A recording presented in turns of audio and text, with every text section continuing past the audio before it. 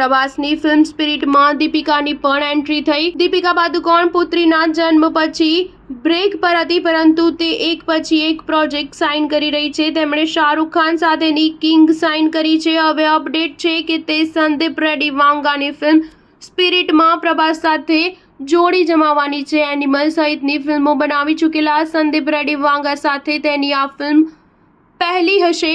આ ફિલ્મ સાથે દીપિકાએ 2026ના અંત સુધીમાં પોતાની ડેટ્સ પેક કરી લીધી છે। કિંગ અને સ્પિરિટ ઉપરાંત તે એક વધુ મેગા બજેટ ફિલ્મ માટે વાતચીત કરી રહી છે। જો કે તેણે એ ફિલ્મ હજી સુધી સાઇન કરી નથી। ફિલ્મ સાથે જોડાયેલા સૂત્રોએ જણાવ્યું હતું કે અગાઉ સંદીપ રેડ્ડી વાંગાની ફિલ્મનું શૂટિંગ 2024ના અંતમાં શરૂ કરવાની યોજના હોવાથી દીપિકાએ આ ઓફર સ્વીકારી ન હતી, પરંતુ ફિલ્મના શેડ્યુલમાં ફેરફાર થવાથી ફરી ફિલ્મ સર્જકે દીપિકાનો સંપર્ક કર્યો હતો અને તે સહેમત પણ થઈ ગઈ છે।